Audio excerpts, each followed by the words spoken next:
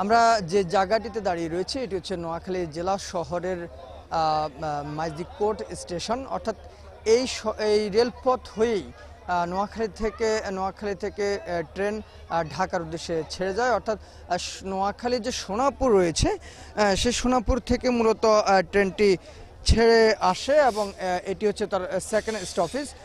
এখানে আজকে নোয়াখালীর জনগণের পক্ষ থেকে বৈষম্যবিরোধী ছাত্র আন্দোলনের নেতৃবৃন্দরা সহ তারা রেলপথ অবরোধ করেছেন। তাদের দাবি হচ্ছে নোয়াখালীতে একটি ট্রেন দেওয়ার কথা, যেটি সুবর্ণ এক্সপ্রেস নামকরণ করা হয়েছিল।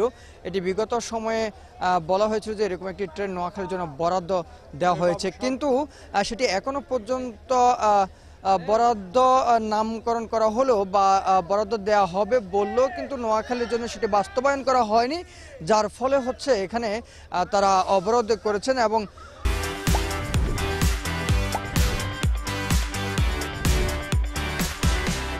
সকাল 6টায় নোয়াখালীর সোনাপুর যে বড় স্টেশন রয়েছে, মূলত প্রধান স্টেশন, সেখান থেকে যে রেলটি ছেড়ে এসেছে নোয়াখালী এক্সপ্রেস, সেটি ছেড়ে আসার পরে কিন্তু আপনারা দেখতে পেয়েছেন কিছুক্ষণ আগে সেটি এখানে স্টপ হয়ে রয়েছে। অর্থাৎ 6টায় এখান থেকে ছেড়ে দেওয়ার কথা থাকলেও এখন প্রায় 7টা বেজে গেছে বা 7টার তারপরেও কিন্তু এখনো পর্যন্ত এখান থেকে ছাড়তে পারেনি, কারণ ট্রেনের যে পথ রয়েছে সেখানে শিক্ষার্থীরা অবরোধ করে রয়েছেন। ফলে হচ্ছে এখনো পর্যন্ত ট্রেনটি ঢাকার উদ্দেশ্যে ছেড়ে যায়নি। ভেতরে অনেক যাত্রী রয়েছে আমরা দেখতে পেয়েছি, তবে যাত্রীদের একটু কষ্ট হলেও যাত্রীরা কিন্তু এই অবরোধের সঙ্গে তারা একাত্মতা পোষণ করেছেন। তারা বলেছেন যে এটি নোয়াখালী প্রাণের দাবি, যে প্রাণের দাবি হচ্ছে দীর্ঘদিনের, যে এটি নোয়াখালীতে একটি নতুন করে রেল দেওয়া হবে। তারা বলছেন যে রেলটি বর্তমানে রয়েছে এটি কিন্তু ঢাকায় যাওয়ার পথে অন্তত 25 থেকে 26টি স্টেশন ধরে, যার কারণে হচ্ছে এখানকার যারা যাত্রী রয়েছে তারা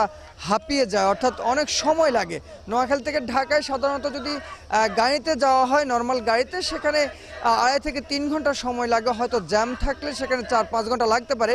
তবে নোয়াখালী থেকে যে ট্রেনটি ছাড়া হয় সেটা কিন্তু 6টায় ছাড়লেও সেখানে যেতে যেতে 2টার মতো বেজে যায়, বেশিরভাগ সময়, অনেক সময় 3টাও বেজে। অর্থাৎ এক কথায় যদি বলা হয় যে এখানকার সার্ভিস অত্যন্ত খারাপ, যার ফলে হচ্ছে যারা ট্রেনের যাত্রী রয়েছে তারা দুর্ভোগ পোহাতে হয়।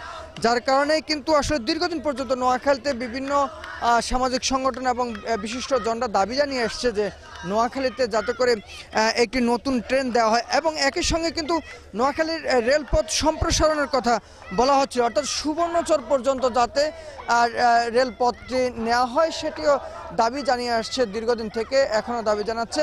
তারা বলছে যদি রেল কর্তৃপক্ষ যদি ন্যায্য তাদের যে দাবি সে দাবি যদি পূরণ না করে এবং তাদেরকে যদি আশ্বস্ত না করে আগামী 48 ঘন্টার মধ্যে যদি ব্যবস্থা না নেওয়া হয়, তাহলে কিন্তু এই অবরোধ তারা কন্টিনিউ করবে, এমনটি বলছে যারা আন্দোলনের সাথে যুক্ত রয়েছে। এবং নোয়াখালীতে যারা সাধারণ মানুষ রয়েছে তারা এই আন্দোলনের সঙ্গে একতা পোষণ করেছে।